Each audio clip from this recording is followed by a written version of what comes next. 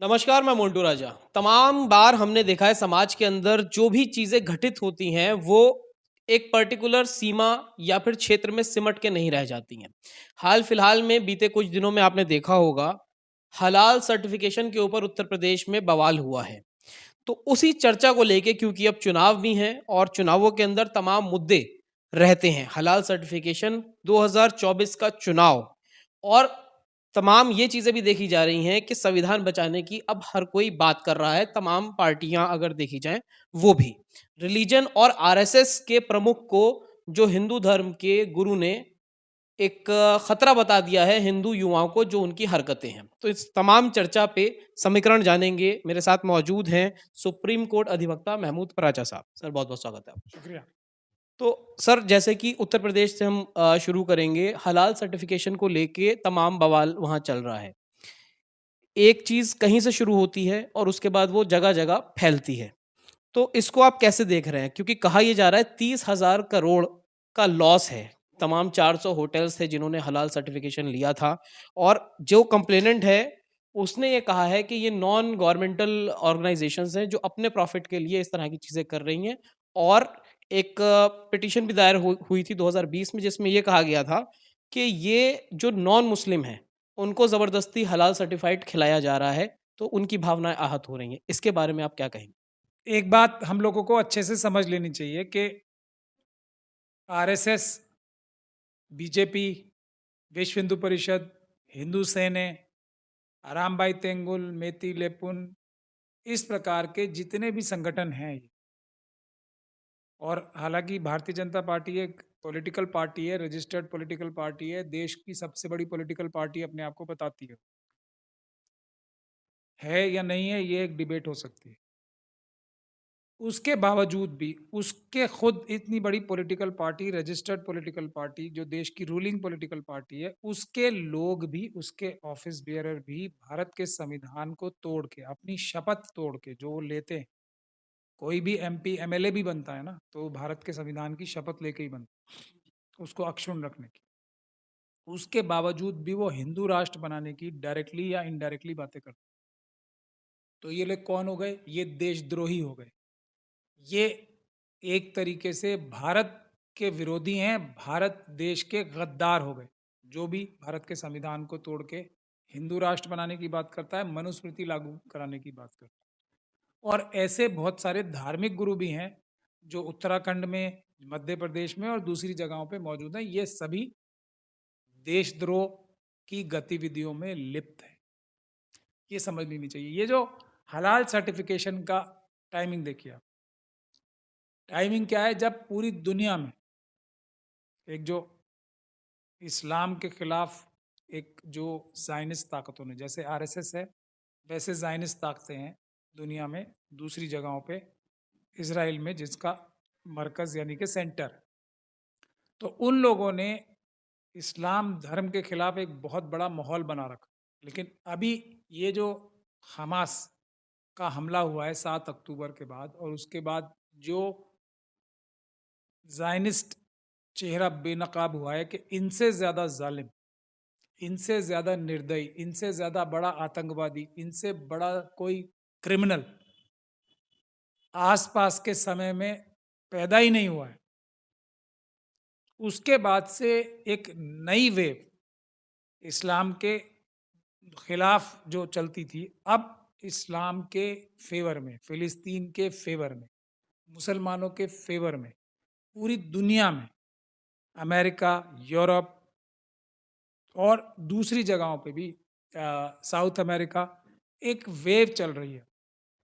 और इसमें जो 57 इस्लामिक कंट्रीज, वो सभी इस बात से बहुत आहत होंगी, भारत के देश के तो मुसलमान होंगे ही, क्योंकि उनके लिए हलाल खाना, और हलाल कोई ज़िबा करने को ही नहीं हलाल कहते हैं। हलाल का मतलब होता है ऐसा खाना जो पाक हो, साफ हो और जिसमें कोई इम्प्योरिटी ना हो, कोई बेईमानी ना हो, उसमें कोई करप्शन ना हो। ऐसे खाने को हलाल खाना कहा जाता है। ऐसे खाने को हलाल रिज़्क यानी कि हलाल रोज़ी कहा जाता है। तो अब आरएसएस और ज़ायनिस्ट ताकतों का तो हलाल के कॉन्सेप्ट से कुछ लेना-देना ही नहीं है। वो तो हलाल के उल्टा ही सब काम करते हैं, उनकी तो ताकत ही हलाल के उल्टा काम करने की है। जो चीज़ प्योर नहीं है, जो चीज़ करप्शन से फ्री नहीं है, ऐसी चीज़ तो उनके काम की नहीं है किसी तरीके की। तो इसीलिए एक तो उनको अपनी आइडियोलॉजी के लिए और दूसरा इस टाइम योगी आदित्यनाथ जी ने मोदी जी से, क्योंकि उनकी एक तरीके से अमित शाह जी से तो खास तौर पे एक एक उनकी एक रेस चल रही है, प्रतिद्वंदिता चल रही है कि प्रधानमंत्री वो अगला बनना चाहते हैं। तो मोदी जी ने जिस प्रकार से हमास के खिलाफ शुरू-शुरू में बयान दिया था, जो उन्होंने अब बाद में अपने आप को करेक्ट किया है पूरी दुनिया के माहौल को देख के, और भारत की डिक्लेयर्ड पॉलिसी जब उनकी फॉरेन मिनिस्ट्री ने ही उनके बयानों के खिलाफ जाके ये बोला कि हमास टेररिस्ट ऑर्गेनाइजेशन नहीं है। ये अरिंदम बागची साहब ने ऐसा इशारा किया था। तो उसके बाद योगी जी ने मोदी जी को टक्कर देने के लिए, अमित शाह जी को टक्कर देने के लिए ये काम कराया है, और उससे उससे भारत का नुकसान हुआ। ये 57 देश भारत से और ज़्यादा इनकी जो है आपस में दुश्मनी बढ़ेगी, भारत के प्रति नाराज़गी बढ़ेगी, जो फ़िलिस्तीन की वजह से ऑलरेडी बढ़ चुकी है। इससे चाइना और पाकिस्तान का बहुत बड़ा फ़ायदा होता है। उसका एक एग्ज़ाम्पल मैं आपको दे सकता हूँ। अभी यूनेस्को की एशिया पैसिफिक रीजन की वाइस प्रेसिडेंटशिप का चुनाव हुआ। उसमें भारत को 18 वोट मिले हैं और पाकिस्तान जैसे देश को 38 वोट मिले हैं भारत के खिलाफ। कितना बड़ा धक्का और झटका है ये। ये सब मोदी जी के मनुवादी मानसिकता के गुजराती बिजनेसमैन जो है ना, वो चाइना के साथ मिलके भारत को हर जगह, पाकिस्तान जैसे देश से भी मात दिलवा दी। चाइना के खिलाफ तो हम लोग एक एक जो जो डिप्लोमेटिक लड़ाई है उसमें बहुत पीछे नज़र आ रहे हैं। फ़िलिस्तीन के मसले पे चाइना ही वो बन गया है, एक नेगोशिएट कराने वाला आर्बिट्रेटर चाइना बन गया है। जो ऑटोमैटिक जगह, जो हमारी स्वाभाविक जगह थी कि भारत के ऊपर ही सब ट्रस्ट करते थे, वो चाइना ने हमसे छीन ली है एक प्रकार से। मोदी जी के पर्सनल जो बेंजामिन नेतन्याहू साहब से दोस्ती है अडानी जी की वजह से, करप्ट मोटिव्स की उसकी वजह से चाइना हमसे उस उसमें आगे निकल गया। और इससे ज़्यादा शर्म की क्या बात होगी कि पाकिस्तान 38 वोट ले जाए। हालाँकि पाकिस्तान की कोई इतनी ताकत और अपनी सलाहियत नहीं है। चाइना ने ही दिलवाए होंगे उसे वोट, मगर चाइना ने पाकिस्तान को पाकिस्तान के हाथों भारत को हरा दिया। लेकिन और ये वो कैसे समझेंगे? यही मैं आपको समझा रहा हूँ ना, ये एग्ज़ाम्पल मैं आपको दे रहा हूँ कि ये एक मोदी जी ने वो काम किया गलत, उसकी वजह से। और ये इंटरनेशनल कम्युनिटी में भारत की साख गिराने का काम दूसरा ये योगी जी ने किया, इससे भी बहुत बड़ा नुकसान होगा। हलाल के बारे में मैं ये एक बात आपको फिर रोक के बोल रहा हूँ कि हलाल क्या है? कोई नहीं खाना चाहता हलाल, तो ये कहना कि मजबूर किया जा रहा है, ये गलत है। मजबूर किसी को नहीं किया जा रहा है। ये तो होटल्स का एक वो है, वो ये चाहते हैं कि ये हलाल हो तो सब लोग खा लेंगे। किसी दूसरे धर्म के मानने वालों को हलाल खाने से कोई प्रॉब्लम नहीं। लेकिन मुस्लिम कम्युनिटी के लोगों को, और ये मुस्लिम ही क्या, अगर देखा जाए तो जो यहूदी हैं, ज्यूज़ हैं, वो भी हलाल ही मीट खा सकते हैं या उनको कोशर बोलते हैं। तो ये कॉन्सेप्ट तो जो जिनसे मैं तो ये नहीं कहूँगा, क्योंकि आरएसएस और आरएसएस के कैडर्स जैसे हिंदू नहीं, हिंदुओं को हिंदुओं का नाम का गलत इस्तेमाल करते हैं। तो आरएसएस अलग चीज़ है, हिंदू अलग चीज़ है। उसी तरीके से ज़ायनिस्ट अलग चीज़ है, यहूदी यानी कि जूस अलग चीज़ है। हाँ, ये ज़रूर है कि ज़ायनिस्ट लोग जूस का नाम और जुडाइज़्म जो मज़हब है, उसको बदनाम करने के सारे काम करते हैं। जैसे आरएसएस के जितने भी कार्डर्स हैं, वो हिंदुइज़्म को बदनाम करने के सारे काम करते हैं। हिंदुइज़्म का नाम लेके पूरी दुनिया भर के करप्ट गंदे, घिनौने काम करते हैं। उसी तरीके से ज़ायनिस्ट जुडाइज़्म का नाम लेके, सेमिटिज़्म का नाम लेके दुनिया भर के गंदे, घिनौने काम करते हैं। तमाम इसमें पराचा साहब ने 2 चीज़ें क्लियर कर दी, क्योंकि अब ये सवाल पैदा हो रहा था कि 2024 के जो चुनाव हैं, उस पे कितना प्रभाव पड़ेगा? तो आपने क्लियर किया कि अमित शाह, मोदी और योगी की आपस में कॉम्पिटिशन चल रहा है, तो ये एक कारण हो सकता है 24 में चुनाव के लिए, और इसमें इम्पैक्ट आपको लगता है पड़ेगा? नहीं, इम्पैक्ट तो पड़ेगा ही, नफ़रतें फैलाने की कोशिश होंगी, लेकिन अगर नफ़रतों का इनका ये जो कारोबार है, नफ़रतों का जो इनका एक फ़ॉर्मूला इनके हाथ में आ गया, नफ़रत फैलाओ और राज करो वाला। तो अगर वो फ्लॉप होता है, तो इनको शायद एक-एक सीट के लाले पड़ जाएँगे, लोकसभा में भी और किसी भी चुनाव में। उसके बाद सिर्फ़ एक ही हथियार है इनके पास, ईवीएम, जिसके ज़रिए ये काफ़ी बड़ी संख्या में वोटों की हेरा-फेरी करते हैं। इस काम में इनको बेंजामिन नेतन्याहू की और ज़ायनिस्ट ताकतों की ज़रूरत पड़ती है आरएसएस वालों को, क्योंकि बेंजामिन नेतन्याहू साहब और ज़ायनिस्ट ताकतें इसी प्रकार के घोटाले, ईवीएम जैसे घोटाले करने में ही माहिर या एक्सपर्ट माने जाते हैं। तो सर इसमें अभी हाल-फिलहाल कुछ समय पुरानी अगर बात की जाए तो संविधान की तमाम लोग बात कर रहे हैं। मिशन एक आप भी चला रहे हैं मिशन सेफ कॉन्स्टिट्यूशन लेकिन पॉलिटिकल पार्टीज़ को इतना एक्टिवली बात करते हुए नहीं देखा जा रहा था। तमाम रैलियाँ हो रही हैं, सम्मेलन हो रहे हैं कि संविधान बचाओ। तो इसको आप कैसे देख रहे हैं? 24 का चुनाव आ रहा है और संविधान बचाने की और संविधान की बात तमाम पार्टियाँ कर रही हैं। देखिए, हम लोगों ने पिछले कई साल से मेहनत कर रहे हैं, क्योंकि हम आरएसएस को, जैसे बाबा साहब डॉक्टर भीमराव अंबेडकर, मनुवाद को गहराई से समझ के उसका इलाज, उसकी जो जो वो ज़हर फैलाते हैं, उसका इलाज और तोड़ ढूँढने में बाबा साहब का कोई सानी नहीं। उसी प्रकार से उनकी फॉलोअर्स होने की वजह से हम भी आरएसएस की चालों को समझते हैं। और उसका तोड़ और काट क्या है? वो हमारा भारत देश है। भारत देश की संस्कृति है, और भारत देश क्या है? भारत देश का संविधान। तो यदि संविधान जितना ज़्यादा हम बचाएँगे, बचाने का ये मतलब नहीं है कि संविधान का जो पुस्तक है उसको एक बड़े अच्छे से लॉकर में रख दें तो वो तो बच गया, ऐसा नहीं। संविधान को बचाने का मतलब है कि हर आम इंसान को संविधान की जो प्रावधान है उससे फ़ायदा पहुँचे, उसकी ज़िंदगी को खुशहाल बनाने में मदद मिले और हर इंसान खुशहाल हो सके। इसीलिए हमारा नारा भी क्या है? घर-घर संविधान, संविधान से हर समाधान। तो हमने ये देखा कि आरएसएस कि जो गंदे घिनौने कारनामे चल रहे हैं, उसको न्यूट्रल करने का संविधान एक रास्ता है। जो संविधान पे अमल कराएँगे, संविधान को बचाएँगे, तो सभी लोगों की, एक आम नागरिक की जो ईमानदारी से ज़िंदगी जीना चाहता है, उसको ईमानदारी की तरीके से खुशहाल ज़िंदगी देने का सबसे अच्छा रास्ता संविधान है।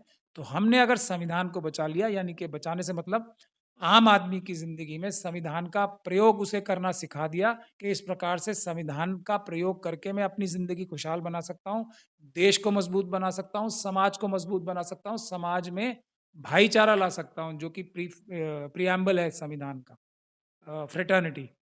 तो ये अगर हमने हमने एक फ़ॉर्मूला चुन लिया और उसके ऊपर हमने बहुत कई सालों से हम लगातार मेहनत कर रहे हैं, और मुझे बहुत खुशी है कि हम लोगों की मेहनत रंग लाई और अब सब लोगों ने इस बात को रियलाइज़ किया है कि देश की सारी समस्याएँ हल हो जाएँगी। हर व्यक्ति खुशहाल हो जाएगा, जो ईमानदार व्यक्ति।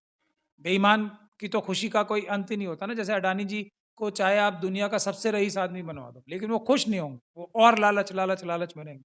लेकिन एक ईमानदार शरीफ आदमी खुशहाल संविधान के ज़रिए हो सकता है, और जो बेईमान और जो गंदे घिनौने कारनामे करने वाले हैं, वो संविधान से जेलों में जा सकते हैं।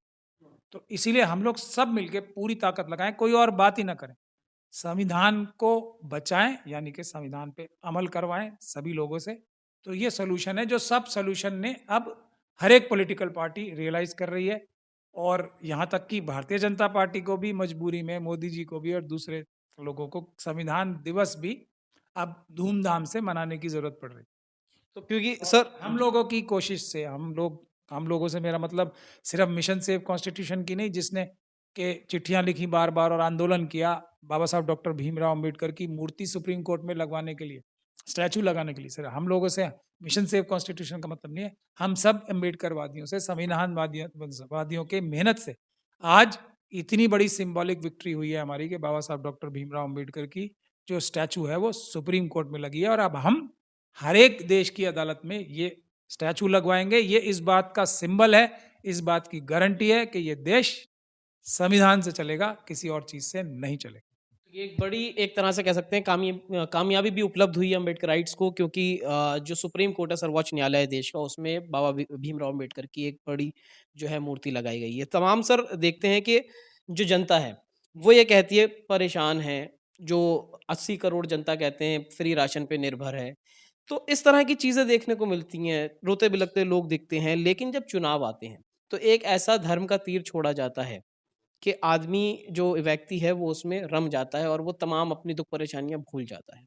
तो इसको आप कैसे देखते हैं? क्या इस बार भी क्योंकि तमाम लोग कह रहे हैं कि अब हम लोग जो हैं जब अमूमन बात होती है लोगों से कि हम अब धर्म को नहीं देखेंगे, मंदिर की भी बात कही जा रही है कि 24 से पहले शायद राम मंदिर का भी उद्घाटन हो जाए।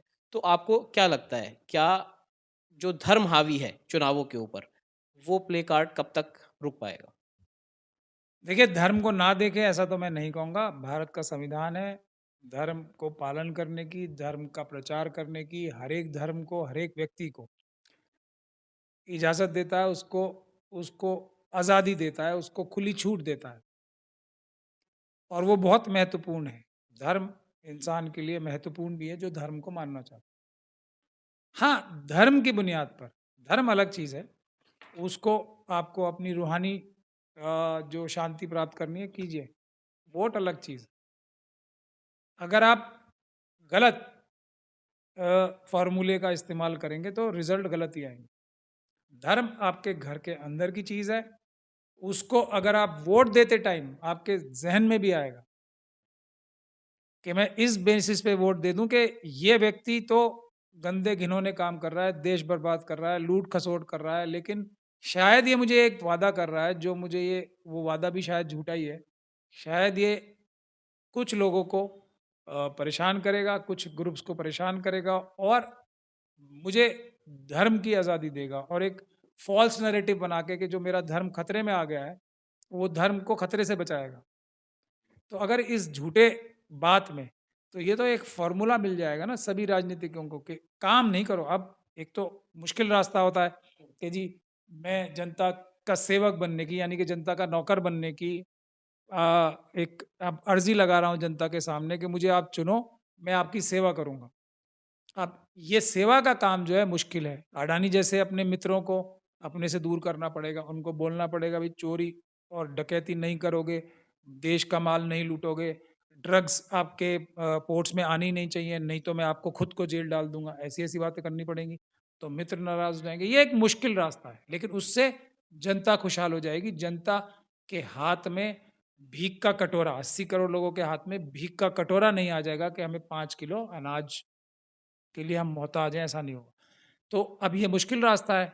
आसान रास्ता क्या है कि अडानी जी के लिए फ़ोन करें पूरे देश दुनिया भर के लोगों में, श्रीलंका में हो, इज़राइल में हो, ऑस्ट्रेलिया में हो, सब जगह उनको पैसे कमाएँ और खुद भी देश की गरीब जनता के लिए जो पैसा उनका था, उनकी जगह हज़ारों करोड़ रुपए का जहाज़ खरीदें, महँगे-महँगे कपड़े पहनें और पूरी दुनिया में अपना एक बढ़िया वो एक पूरी टीम लेके कि किस प्रकार से मैं सुंदर लगूँ, उस प्रकार के कामों में लिप्त हो जाए कोई प्रधानमंत्री।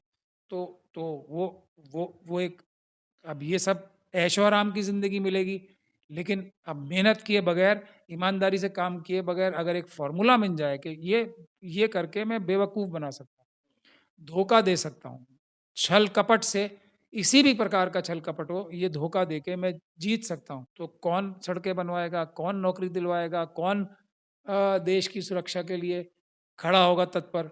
वो तो सब अडानी ढूँढेंगे अपने लिए और दूसरा ऐशो-आराम ढूँढेंगे।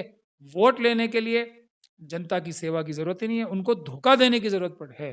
तो जो धोखा देने से वोट मिल जाते हैं, तो कोई सेवा नहीं करेगा, ये जनता को समझ लेना चाहिए। तमाम सर आखिरी सवाल पे आएँगे क्योंकि अब तमाम जो हिंसा है, वो भी देखी जाती है।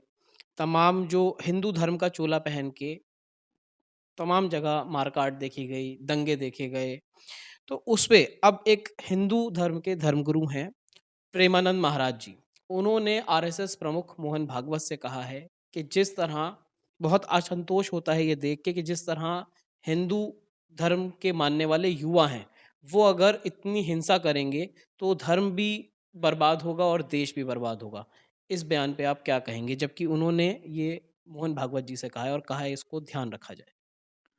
मैं बेंजामिन नेतन्याहू का एग्ज़ाम्पल देना चाहूँगा, ज़ायनिज़्म का और जुडाइज़्म का एग्ज़ाम्पल देना चाहूँगा। एक जो यहूदी धर्म के मानने वाले हैं, जो एक्चुअल सिर्फ़ धर्म मानते हैं और ज़ायनिज़्म से ताल्लुक़ नहीं रखते, वो ज़ायनिज़्म को बेंजामिन नेतन्याहू को सबसे ज़्यादा बुरा व्यक्ति मानते हैं दुनिया का। हालाँकि बेंजामिन नेतन्याहू क्या कहते हैं कि मैं यहूदियों का ज्यूइश ज्यूइश का लीडर हूँ। लेकिन जो जुडाइज़्म के मानने वाले हैं, वो क्या कह रहे हैं कि ये दुनिया के सबसे खराब व्यक्ति हैं, ये बेईमान है, ये इम्बिसाइल हैं, ऐसे-ऐसे शब्दों का प्रयोग करते हैं उनके लिए, जो शायद कोई और दूसरा हमास वाले भी नहीं करते। क्यों? क्योंकि ज़ायनिज़्म और जुडाइज़्म में फ़र्क है।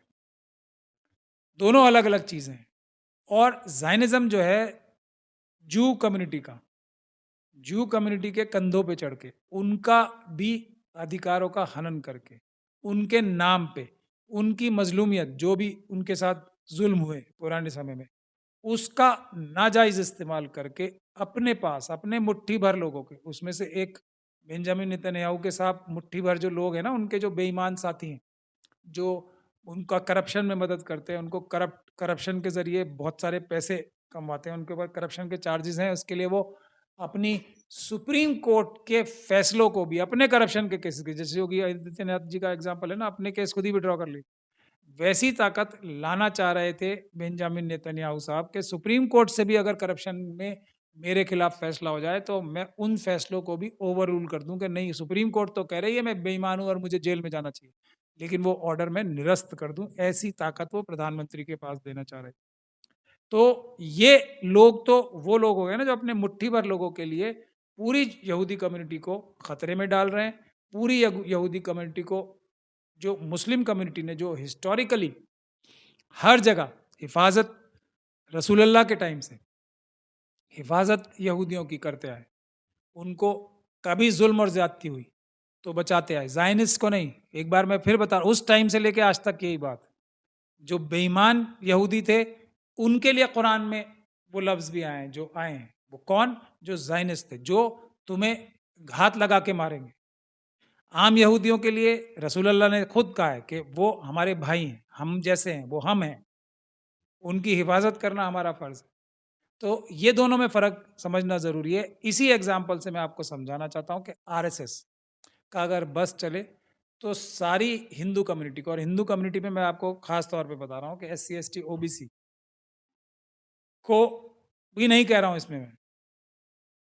एससी को तो बाबा साहब खुद ही अनटचेबल अलग कम्युनिटी बताते थे, और अनटचेबल की एक कैटेगरी थी, अनटचेबल्स की, डिप्रेस्ड क्लासेस जिसे बाबा साहब बोलते थे, आज़ादी से पहले भी, जिनके हक अधिकार की रक्षा के लिए बाबा साहब अलग से नेगोशिएट कर रहे थे ब्रिटिश से, आज़ादी के बाद क्या होना चाहिए और आज़ादी से पहले भी क्या होना चाहिए, उनके अधिकार हिंदू कम्युनिटी से, हिंदू पक्ष से अलग रह के, वो तो अलग बात है। लेकिन ओबीसी कम्युनिटी के लिए भी मैं बता रहा हूँ कि ओबीसी कम्युनिटी को भी छोड़ के जो बाकी कम्युनिटीज जनरल कैटेगरी की बच जाती हैं, उन सबको मरवा कर, उनका उनकी किडनी तक बेच के, समझ रहे हैं, ब्राह्मण क्षत्रिय वैश्य आम जनता जो है उसकी किडनी भी बेच के आरएसएस अपने संगठन के लोगों को अगर रईस, अमीर और ताकतवर बना सकती है, तो आरएसएस यही काम करेगी, और आरएसएस यही काम कर रही है। वो हिंदुइज्म को बदनाम कर रही है। हिंदू और हिंदुत्व में फर्क है। मैं असली फर्क बताना चाहता हूँ उसको, और मैं क्लैरिटी से बताना चाहता हूँ। आरएसएस में और हिंदुत्व में, हिंदुइज्म में फर्क है, हिंदुओं में और आरएसएस में फर्क है। जैसे अरामबाई तेंगुल, मेती लेपुन, वो हथियार लूट रहे हैं अपने चीफ मिनिस्टर साहब के साथ मिलके, जो हथियार लूट के कत्लेआम कर रहे हैं। वहां कोई आम हिंदू नहीं कर रहा मेती समाज का, वो अलग लोग हैं। कत्लेआम, लूटपाट, रेप, बलात्कार, हत्याएं, बच्चों के खिलाफ जुल्म, बूढ़ों के खिलाफ जुल्म कौन कर रहा है? आरामबाई तेंगुल, मेती लेपुन और इस तरह के आतंकवादी संगठन। वो कौन है? वो आरएसएस है। आम हिंदू मेतई समाज के अलग हैं, मणिपुर के एग्जाम्पल से पता। उसी तरीके से पूरे देश में हर एक, जो जितने भी जल्द से जुलूस निकलते हैं, जो जो धार्मिक जुलूस होते हैं हिंदुओं के, उसमें आम हिंदू झगड़ा नहीं कर रहा होता। आम हिंदू चर्च पे, गुरुद्वारे पे, या वाल्मीकि मंदिर पे या मस्जिद पे हमला नहीं कर रहा होता है। वो आरएसएस के काडर आते हैं वहाँ, उनके पास हथियार होते हैं, वो हमले करते हैं जाके, और बदनाम पूरी हिंदू कम्युनिटी होती है। मुकदमे सारे प्रोसेशन पे बनते हैं। ये फर्क जिसने समझ लिया, ये फर्क देश को समझना जरूरी है। आरएसएस अलग चीज है, हिंदू अलग चीज है, हिंदू धर्म अलग चीज है। हाँ, आरएसएस हिंदू धर्म का गलत प्रयोग करती है, उसका चोला ओढ़ के अपना फ़ायदा और अपने दोस्तों का फ़ायदा करती है अडानी जैसे, हिंदुइज़्म का नुकसान करती है। जैसे बहुत सारे संगठन हैं, आईएसआईएस एक संगठन है। वो इस्लाम धर्म का गलत इस्तेमाल करके अपना फ़ायदा कर रहे हैं। अपने मुट्ठी भर लोगों का फ़ायदा कर रहे हैं, अपने इस्लाम धर्म का, मुसलमानों का नुकसान करके। वैसे ही आरएसएस और हिंदुइज़्म को देखना चाहिए। तो तमाम जो जानकारी है वो पराचा साहब ने दी है, जिसमें हलाल सर्टिफ़िकेशन से हमने शुरू किया था।